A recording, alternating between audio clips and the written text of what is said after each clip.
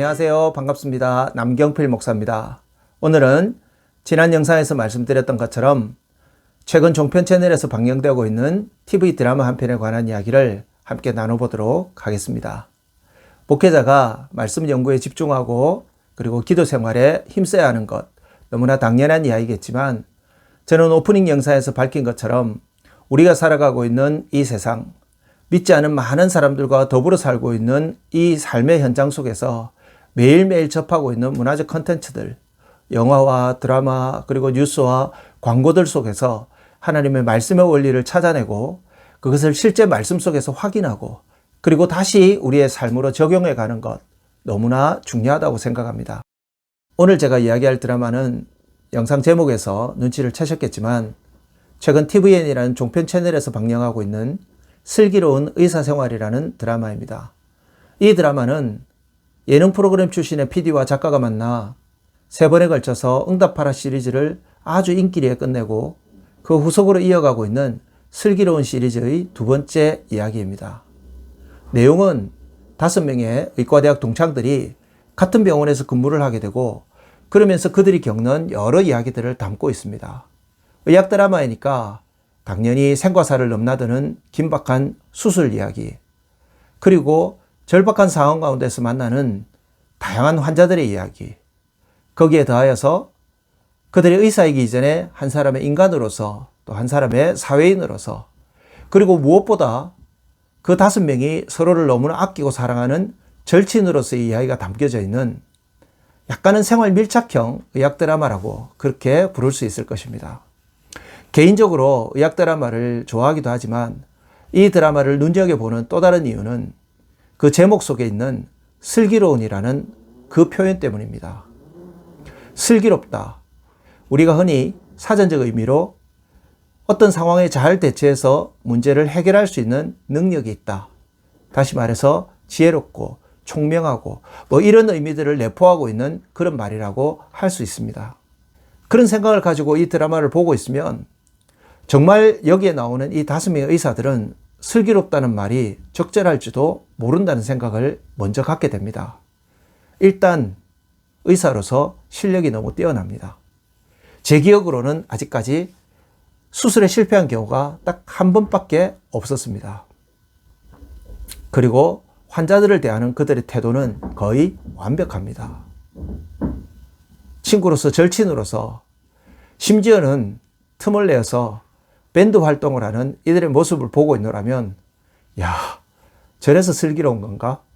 저래서 슬기로운 의사라고 표현하는 것일까? 그런 생각을 들게 만든다는 것이죠. 그런데 다른 분들은 어떠셨는지 모르겠지만 저는 이 드라마를 보고 있다가 어느 순간부터인가 약간의 괴리감, 약간의 이질감이 느껴지는 그런 지점을 만나게 되었습니다. 왜 그럴까? 왜 이런 느낌이 들까? 분명히 재밌는데 한참 생각하다가 제가 찾은 답은 바로 이것입니다. 앞서 말씀드렸던 사전적 의미에서의 그 슬기롭다라는 말이 오늘 이 사회 속에서 우리가 살아가고 있는 이 세상 속에서는 어쩌면 조금 다르게 쓰이고 있는 것은 아닐까. 그 의미가 달라졌거나 퇴색됐거나 심지어는 왜곡되어져서 변질되어져서 쓰이고 있는 것은 아닐까 하는 것이죠. 자신에게 이익이 될 수만 있다면 그리고 어떤 문제를 좀 더 쉽고 편하게 해결할 수만 있다면 수단과 방법을 가리지 않고 편법을 쓰고 불법을 자행해서라도 그 문제를 해결해 내기만 하면 우리는 그것을 보고 야, 참 슬기롭다라고 말해주고 있는 것은 아닐까 그런 생각이 든 것입니다. 이렇게 잘못되고 왜곡된 슬기로움이라는 관점에서 보자면 이 드라마에 나오는 5명의 주인공들과 그 주변 사람들은 전혀 슬기로운 것처럼 보이지 않습니다. 가난하고 힘든 환자들을 위해서 주머니를 털고 밑에 사람을 시켜도 될 일을 밤이고 낮이고 먼저 달려가는 이런 의사들의 모습을 보면서 우리가 느끼는 괴리감 속에는 분명히 슬기로움이라는 그 말이 왜곡되어 있는 것이죠. 그래서 어떤 평론가들은 이 드라마가 너무 자기적이다, 심지어는 기만적이다라고까지 표현을 했습니다. 그런데 최근에 우리는 세상적으로는 어리석고 바보 같은 선택을 했는데 뭔가 우리를 부끄럽게 만드는 그런 진짜 슬기로운 의사들을 만난 적이 있습니다. 코로나 사태로 인해서 가장 큰 피해를 입은 대구 경북 지역에 환자들은 넘쳐나는데 의료진의 손길이 너무나 부족하다는 그 말 한마디에 휴가를 내고 심지어는 자신들이 운영하고 있던 그 병원의 문을 닫고 전국 각지에서 대구로 경북으로 달려갔던 수백 명의 의료진들을 우리는 알고 있습니다. 말씀드린 것 같은 이 사회가 말하고 있는, 이 세상이 말하고 있는 그런 왜곡된 슬기로움의 관점에서 보자면 이들은 정말 어리석은 선택을 한 것입니다. 바보 같은 짓을 한 것이죠. 그런데 우리는 과연 저들에게 슬기롭지 못했다고, 어리석었다고, 왜 그랬느냐고 말할 수 있는 것일까요? 이런 생각을 하다가 저는 성경에 있는 또 다른 의사 한 분을 떠올리게 됩니다. 마태복음 4장 23절에 보면 예수님께서 이 땅에 오셔서 가장 중요하게 생각하신 세 가지 일, 첫 번째가 가르치시고, 두 번째가 복음을 전파하시고, 그리고 세 번째가 고치시는 일, 치료하시는 일이었다고 말하고 있습니다. 예수님은 실질적으로 의사셨던 것이죠.